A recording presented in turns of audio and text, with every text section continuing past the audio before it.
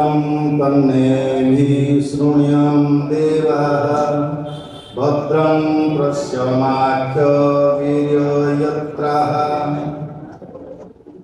स्थिरैरङ्गैस्तुष्टुवास्ततु विश्वेमहि देवहितं यदाहो स्वस्ति न इन्द्रो वृधस्रवाः स्वस्ति न पूषा विश्ववेदाः स्वस्ति नस्ताक्षरिष्टनेमिः स्वस्ति न बृहस्पतिर्दधातु।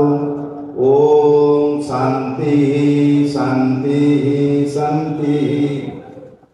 समस्त को मोर प्रणाम वरिष्ठ एवं कनिष्ठ समस्त नाम नहीं पानी प्रणम्य वरिष्ठगण जो प्रथम सम्मुखें वेद विषय आलोचना करने दुष्टता तथा बहुत मन थिला राष्ट्रीय स्वयंसेवक संघर कर्मकर्ता थिला बेले मु आज कही ना से शुणी ना कि चली गले कहीं 70 कोटी लोक मुख्य हो भारत वर्ष गंगा स्नान करके 150 कोटी रु आउ 70 कोटी गले आउ 40 कोटी मिसुनिस कोटी गले आम जो 20 कोटी 25 कोटी निर्बोध बसी आज से विषय कही था वेद को आम बहुत देखुं उपनिषद बहुत देखुं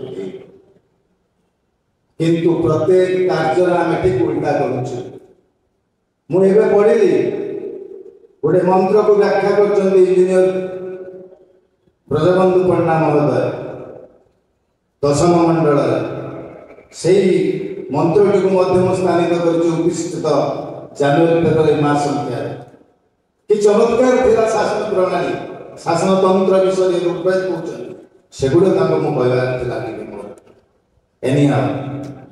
मु आज सामान्य कह बेसी कहबी आज दिवस जो शिवलिंग मूषा मानकर प्रादुर्भाव को अवलोकन करी जड़े निष्ठावान हिंदू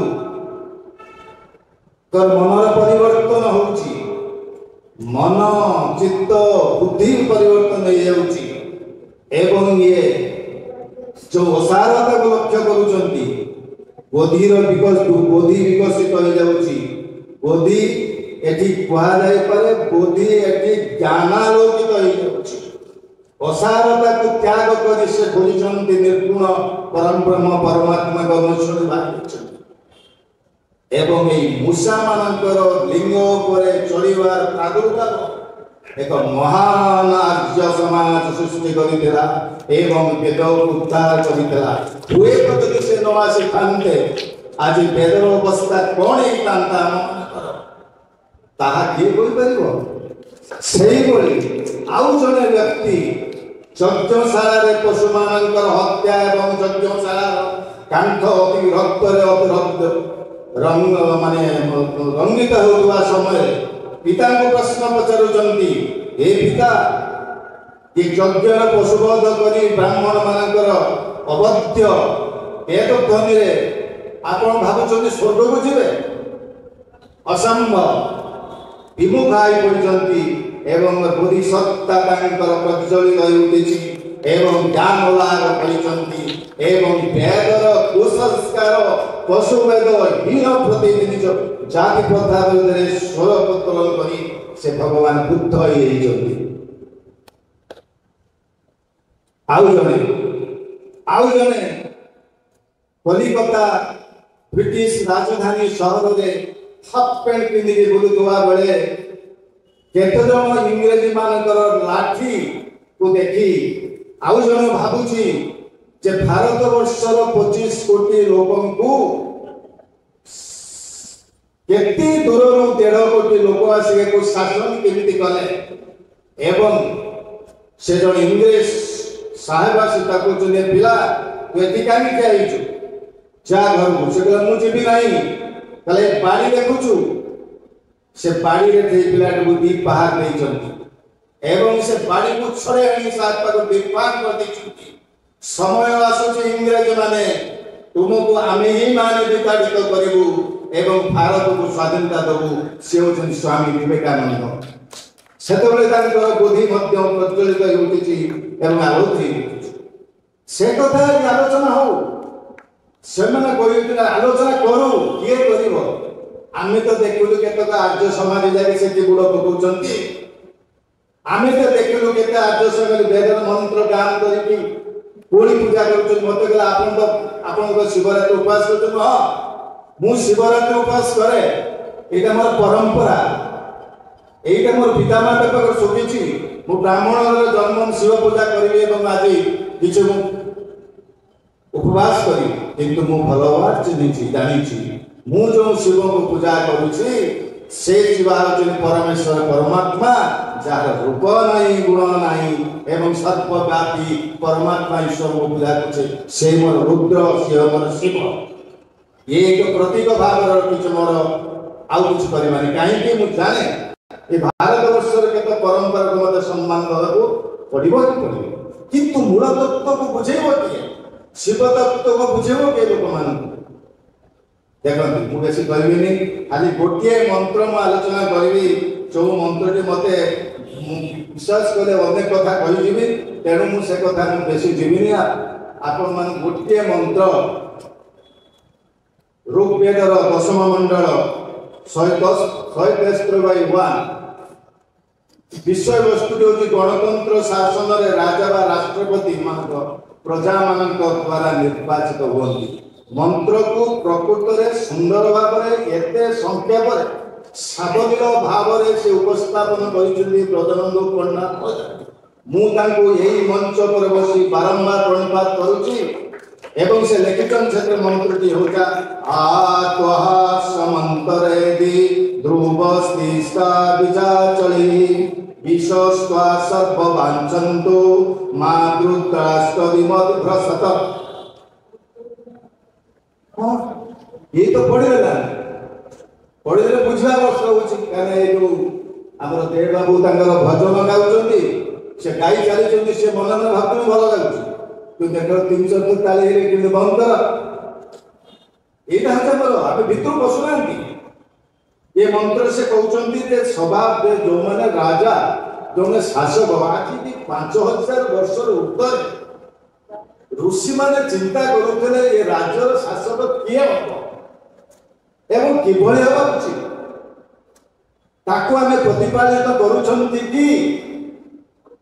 କେତେ ସୁନ୍ଦର ଲେଖୁଛନ୍ତି, ପ୍ରଜାମାନଙ୍କ ଦ୍ୱାରା ନିର୍ବାଚିତ ହୋଇଥିବା ଶାସକ ଚୌଦିନ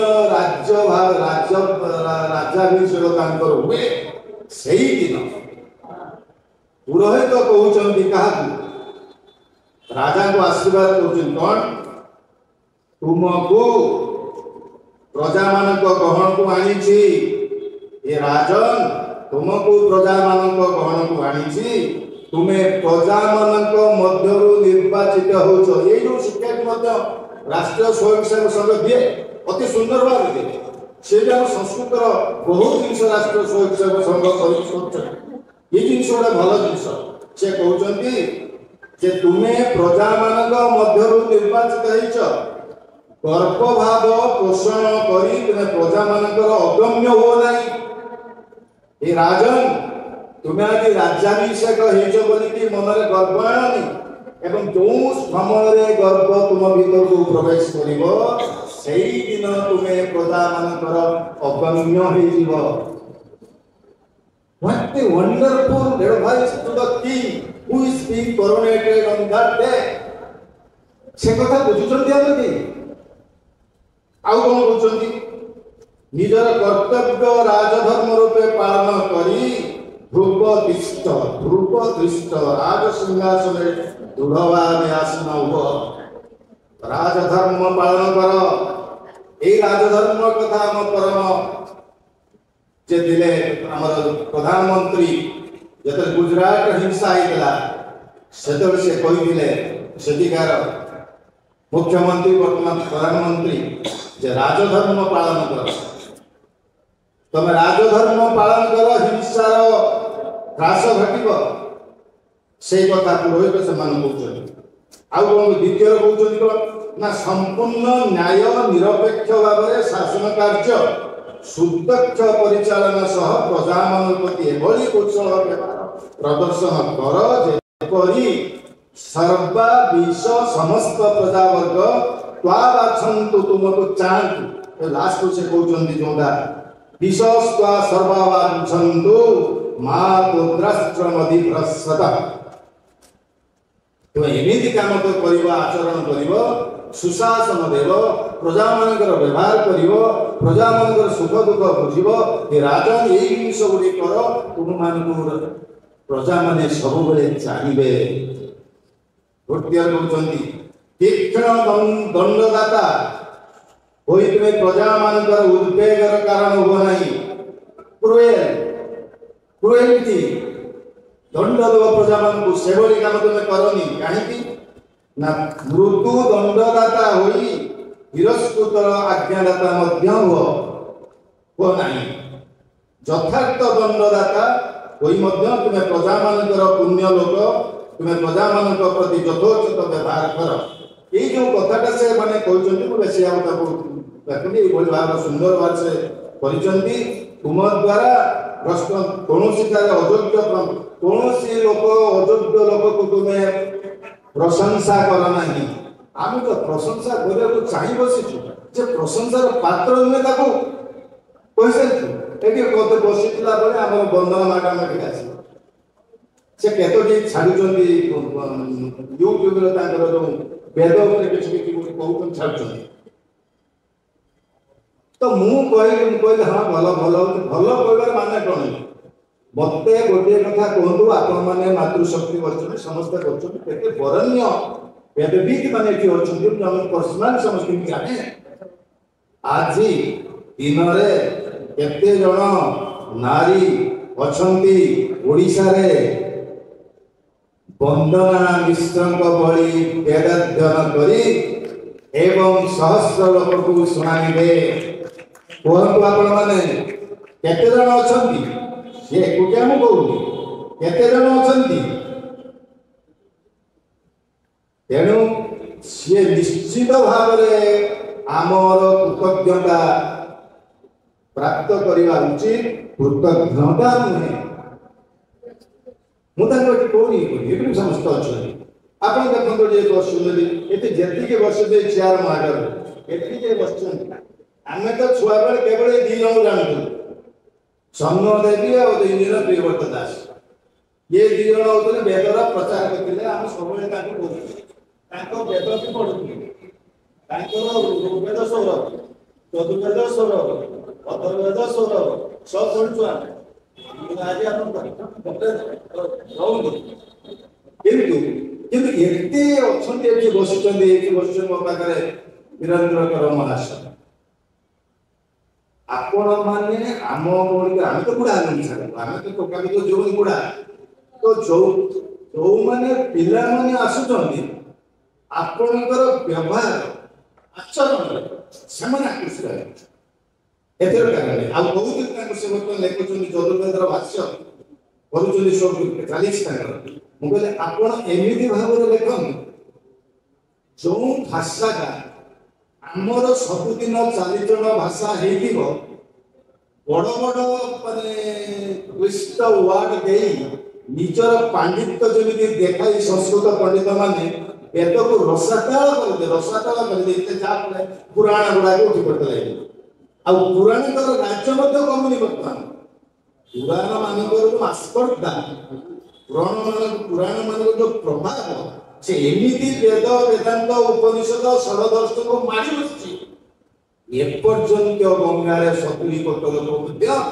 महाकुंभ रे स्नान करी मोक्ष प्राप्ति हे आपण मो कथा के बुझंतु एको बहुत मते को सुधार पकेले मु भाई मना करू नहीं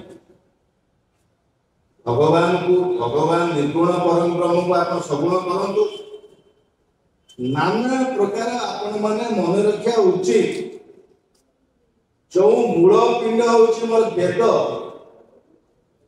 उपनिषद एई गुडी को जोड़े के आपण षडदर्शन ताको केना जो हारिछि आपण जण काली निगम भद्र को पचारली मु गोटे जगह कहतर भाषण में जाइली मुझे आपण मते देखै दियो गोटे जागा बेदर बाहर करके गंगा को कोमटी पूजा करा जा बाहर करता अपन बेदर एडी बेदर के मान बसछु आपन का देखछन गोटे गंगा पूजा कर जा गंगा जमुना सरस्वती महानदी चित्रकला कावेरी गोदावरी जते नदी अछन से आम पाए हो जीवन धारा आम मातृ सदृश मानि बोला मना करूँ पर्वत हो ये सब आम भारतीय संस्कृति एक सम्मान देवा आम कर्तव्य मु कहूनी किंतु आम मानकर मन एवं बुद्धि ये बुद्धिर विस्फोरण घटब मन चित्त बुद्धि कहे आपण बुद्धि बटन जाइपारे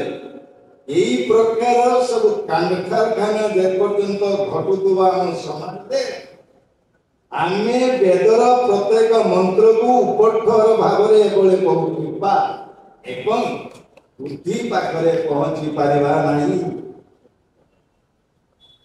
मु बेसी कहूना यही सुंदर कथाटी केवल आसिक मोर ये गणतंत्र शासन में राजा बा राष्ट्रपति प्रधान द्वारा निर्वाचित होंतु ये एक महान विषय मोर तापर 10 मिनट अनुड़ा पड़ुची आशा करे आपण एई भली मंत्र गुड़ा सुंदर भाव लेखि आज युव समाज आज पीढ़ी मान प्रदान करूँ देखिए किसी वर्ष पर किसी लोग बुझे एवं ये आर्य समाज वेद प्रति आकृष्ट हे आज दिवस बोध दिवस मुझे प्रणम्य क्रांतकारी महान वेद उद्धारक को स्वामी दयानंद सरस्वती को प्रणिपात करी मोर क्षुद्र वक्तव्य समाप्त करुच्ची।